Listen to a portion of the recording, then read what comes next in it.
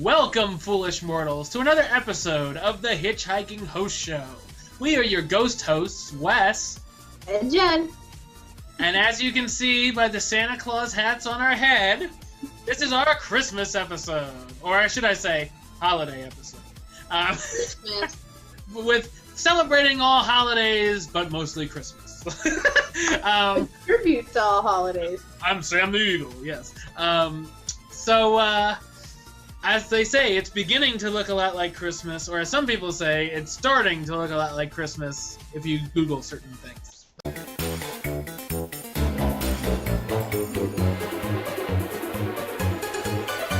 Alright, this week we're going to be doing a special top 5 edition. This is the time we're doing our top 5 favorite Disney characters. We're going to be talking about like animated feature movie-wise in this top 5, not so much like character experiences in the theme park. That will be another week, so look forward to that. But these are basically out of movies or animated features on the Disney Channel or whatever. So here we go. The top 5 Disney Pixar characters in movies or animated whatever. All right, my number 5 is Woody from Toy Story. I've always liked him. He's been one of my favorites since I've seen Toy Story. And I always loved it's a tradition for me to, on my park videos, whenever I see him in Frontierland, I always go, look, a 6-foot Woody. Also, what would a list be without this character? He's the mouse that started it all, Mickey Mouse. Because I can't not have a top 5 Disney characters list and not have Mickey Mouse on it. It's unheard of. Unless Jen doesn't have him on her list. I don't. Oh, there's a spoiler. Okay. I'm glad I put him on mine. Let's just say that. I've always liked Mickey. Mickey's always cool in my book. Number 3, Donald Duck. Another reason, I don't know why, I've always liked Donald Duck since I was a little kid. I don't know, I like that he gets angry. There's a lot of different factors why I like these characters, but Donald Duck, number 3. Number 2, and now everyone's gonna say, which one will it be? Number 2 is Tinkerbell. I always enjoyed her in the Peter Pan film. I always liked that she was a little sassy. And some people may call it worse things than that, but I always liked Peter Pan. I even, can stomach the fairy movies because, the character's pretty cool. And of course, when we talk about meeting, obviously she's going to be on there too. You always got to meet Tink with your I Heart Pixie shirt on, because so many people do that. And my number 1 is Elsa from Frozen. Mostly because there's a lot of things that make me cry, but I don't know, sometimes I can get through Let It Go without crying, sometimes I can't. Something with Elsa, the Elsa character connected with me over this past year, and I don't know exactly what, but I feel like I know what that character is all about, and Let It Go is one of my favorite movie scenes, songs of all time. So I have to promote her. Yeah, I cry in a lot of things, but Let It Go I almost always do. So it'll be funny when I see Idina Menzel in August and see if I cry when she sings it. But yeah, that is my list. Jen, who are your top 5? Well, Wes already spoiled it. Mickey Mouse is not on my list. Number 5 is Buzz Lightyear. I don't know. I just think he's cool. To infinity and beyond! Yeah, I like him. I don't know. Number 4 is Flynn Rider. I like Flynn's personality. I like that Rapunzel got him to soften up. Number 3, Tigger. I love Tigger. Number 2 is Stitch. And of course, number 1, somebody that I always wanted to be growing up. I still do. When I grow up, someday I will be her. I will be Ariel. I will be a mermaid when I grow up. Yeah. That's my list. Short and sweet. And obviously those are opinions, so no one can say we are wrong.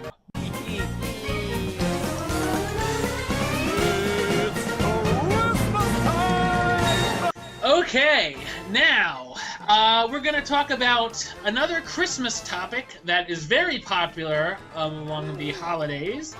It is the Osborne family spectacle of dancing lights. Disney is known for its holiday traditions. One of the most loved traditions is the Osborne family spectacle of dancing lights. It's a display of Christmas lights and decorations at Hollywood Studios in Walt Disney World.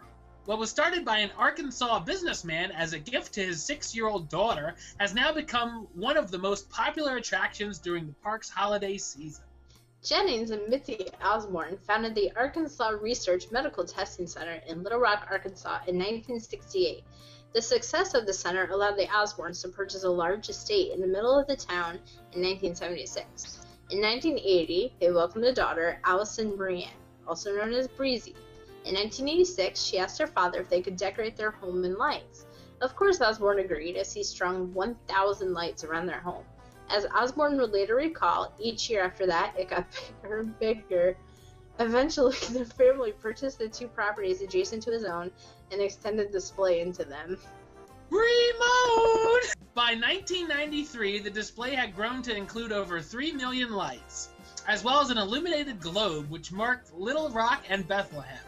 2 rotating carousels placed on each end of the estate's circular driveway, a 70-foot Christmas tree of lights which had 80,000 lights in 3 colored layers mounted on top of the home's kitchen, and a canopy of 30,000 red lights over a portion of the driveway. The lights were so popular that people in Arkansas and around the world came to visit the display. News crews often visited to film the display as well.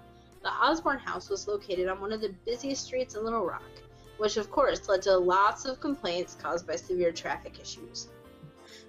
As the display grew bigger, so did the headaches for the people of Little Rock. People were concerned that a simple trip to the corner store took 2 hours due to traffic congestion. This also raised fears that emergency vehicles would not be able to make it down the street. 6 of the Osbornes' neighbors filed a lawsuit. What was Jennings' response? To add 3 million more lights. Yes. In 1993, the lights were lit for 35 days. However, a county court ordered an injunction against the display. It was limited to 15 days, and they could only be lighted from 7 p.m. to 10:30 p.m. Osborne appealed to the state Supreme Court and lost. In 1994, he then went to the United States Supreme Court. Justice Clarence Thomas refused to halt the order. In 1995, the Arkansas Supreme Court shut down the display altogether. As the battle over the lights went to the courts, it brought national attention with it. Several cities offered to host the display. Walt Disney World project director John Phelan contacted the Osborne family attorney about moving the display to Orlando. Eventually, the move was discussed with Jennings Osborne himself. Osborne was initially intrigued by the offer, but he was under the impression that Disney wanted to put the display on another residential street in Orlando. What was actually offered was to install the display on Residential Street, a backlot section at what was then called Disney's MGM Studios. Osborne was a fan of the resort, and once he realized where the display would go, he accepted the offer. In 1995, the display was erected on a residential street as the Osborne family spectacle of lights was an immediate success. The residential street was visited using the backlot tour's tram vehicles. However, when the light display was in place, the tours stopped before sunset. This gave guests the opportunity to walk among the displays. In the beginning, the display was made purely from the original lights from the Osborne estate. In subsequent years, the display was augmented to its current size of over 5 million lights. The caretakers of the displays have also added a number of hidden Mickeys into the lights. This year they have 80. And of course, the display also features the Black Cat. Never heard of the Black Cat? Well, as legend would have it, the Osbornes accidentally sent one of their Halloween lights, a black cat, along with their lights. Disney decided to go ahead and hang it among the other lights. Every year, the cat is moved to a new location around the displays. And we're not telling where this year. The display is made up by over 10 miles of rope lighting, connected by another 30 miles of extension cords. They're all held together using 2 million ties. Overall, it takes 20,000 man-hours to install the display. The installation begins in September. The lights run from mid-November into the first week of January. 800,000 watts of electricity are required to power the display. The lights were moved to New York Street, which is now known as the Streets of America, due to construction of the Lights Motor Action Extreme Stunt Show Arena. It is... You can tell I love that thing. Okay. It is this move that allowed the artificial snow effect to be added. Alright, well, maybe it's not that bad. 33 snow machines use 100 gallons of fluid every night. Slovenia became the presenting sponsor of the lights. Their parent company, Siemens, has a long-term sponsorship with the Walt Disney Company over the years, which includes Spaceship Earth and Illuminations. In 2006, Disney added over 1,500 dimmer relay circuits and control switches. This allowed the lights to dim on and off electronically.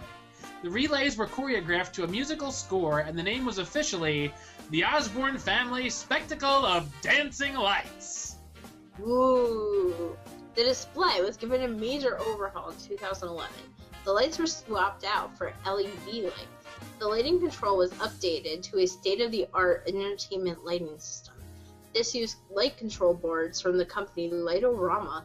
Unfortunately, this change meant that all the previous choreography has to be redone.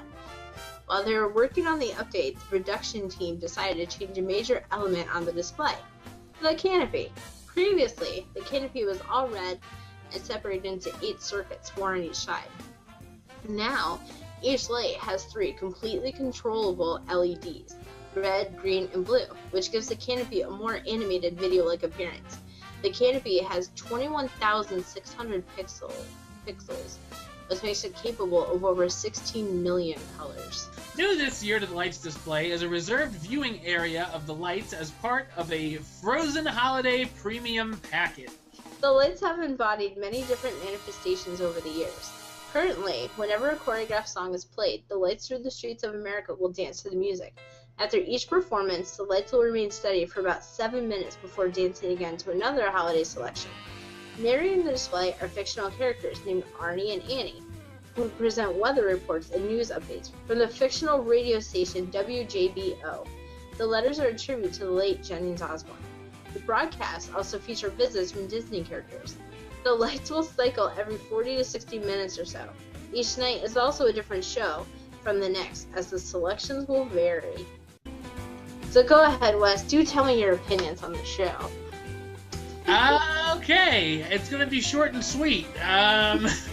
I have never seen the Osborne Spectacle of Dancing Lights, or whatever it's called. I do want to see it sometime. I already had plans when I was in Walt Disney World last month. That night, I was already at the Christmas party, so I didn't get a chance. I tried to talk you out of it. Well, I already paid the money, so. Yeah.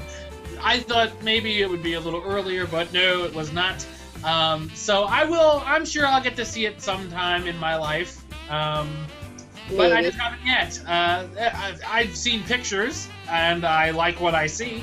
So I think it's a really cool thing, but I don't really know much about it, other than what I just read. So, Jen, what do you think about it? I, on the other hand, unlike Wes, it is one of my favorite things. I often say that it's what I need in order to get into the Christmas spirit. If you go, what I recommend is getting there just before dusk. The lights will always go on at dusk. If you're there about 10-15 minutes beforehand, you'll see Mulch, Sweat, and Cheers do a Christmas set. And then you start to see the fake snow fall from the building, and you'll hear the radio station broadcast begin. And to watch the lights go on from like nothing to all these lights light up on those street blocks, it's like one of the happiest feelings I think anybody could ever get. Granted, I'm biased because it's one of my favorite things, but I can't even say how incredible it is because words can't even do it justice. On the buildings, they have tributes. You'll see like Hanukkahs and menorahs for the people that celebrate Hanukkah, and there's a building that's colored for Kwanzaa. But you'll also see there's a nativity scene. There's Goofy dressed as Santa. And then I always laugh because one of my favorite things is one of those cheesy yard displays of Santa and Mickey shaking hands. But the canopy, I got to experience it last week when I was there, and I actually saw the original canopy, which was just red, and that was cool to walk under because it's you can feel like the warmth of the lights. And it's not even like the actual warmth; it's just like the warmth that makes you feel inside. I don't know, but anyways, they do make me cry. Very few things make me cry, but the Osborne Lights usually does it for me because it is incredible. One of the things they added this year is on the canopy. Over the last couple years, they started making animated patterns. So you can see like swirls go by, you can see like all different patterns on the canopy. But now they added one of the songs from Nightmare Before Christmas. And the name of the song's escaping me right now. Nightmare Before Christmas overlay! Ugh. But in the canopy... Nightmare Before Christmas streetlights! Ooh! But in the canopy, you can see like Jack Skellington's face, which that's pretty cool. That's pretty cool that they were able to do that because he kind of just quickly sweeps across. And if you follow the Disney Parks blog, you'll see a video of it. They also said this year there's 80 million, or no, not 80 million. There's 80 hidden Mickeys, and those are rotating. They said some of the hidden Mickeys haven't even been placed out this year. So when you go, you probably won't find all 80 hidden Mickeys. You'll see a cameo from Roger Rabbit, which I think that's pretty cool, and Baby Sinclair. If you're ever a fan of the dinosaurs, like I used to be back in the day when I was a kid, Baby Sinclair's there hanging out, kind of watching you as you walk by his window. I like the light, but there's too many good things I could say about the Osborne Lights. But if that doesn't give you like that warm kind of Christmassy feeling inside, then well, you might as well be the Grinch. They play songs like the Phineas and Ferb Christmas, the song from Phineas and Ferb. You hear some remixes as well as some traditional songs. Remix. Remix. But that I personally enjoy. Like I know, now I can't think of the one song. I don't remember, but anyway. Hot? What? Drop it like it's hot? Yeah. Yeah, what do you know? They turned it into a Christmas song? They're talking about Santa and his... Fuck it like it's hot, fuck it like it's hot. Oh my god. But no, the Osborne Lights are incredible. Pictures and video really can't do it justice. The excitement when you talk about the lights, they're just, I don't know. They're just incredible.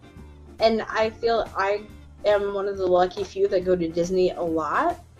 And I know there's times when I'm kind of not excited so much by Disney as it's all just become normal to me now. So going to the Osborne Lights, it's different every night. Whereas the first time you might start with Silent Night, or you might start with Carol of the Bells the next night. So it's always a different show. And just standing in the middle of the crowd, just watching, like feeling the fake snow fall, and then watching all the lights kind of like blink and all the decorations, it's just an incredible feeling. Especially for me, who doesn't get a white Christmas anymore, because I live in Florida, not up north, so I like seeing the snow. I like the lights. A+, highly recommended, 2 thumbs up. Good family fun.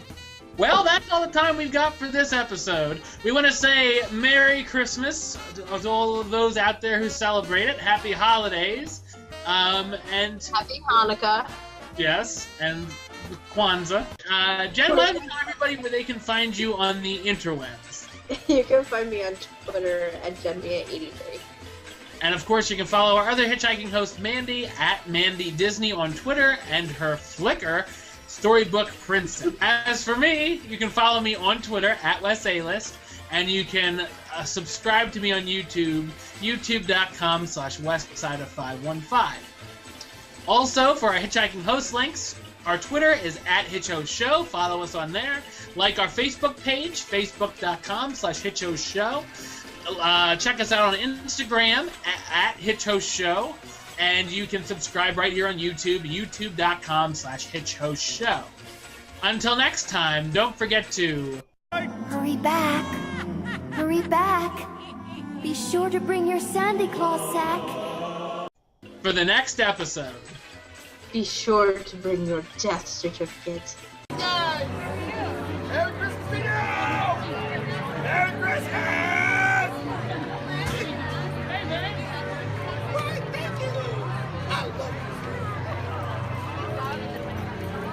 out of any bad. Okay, bye. Merry Christmas, everybody!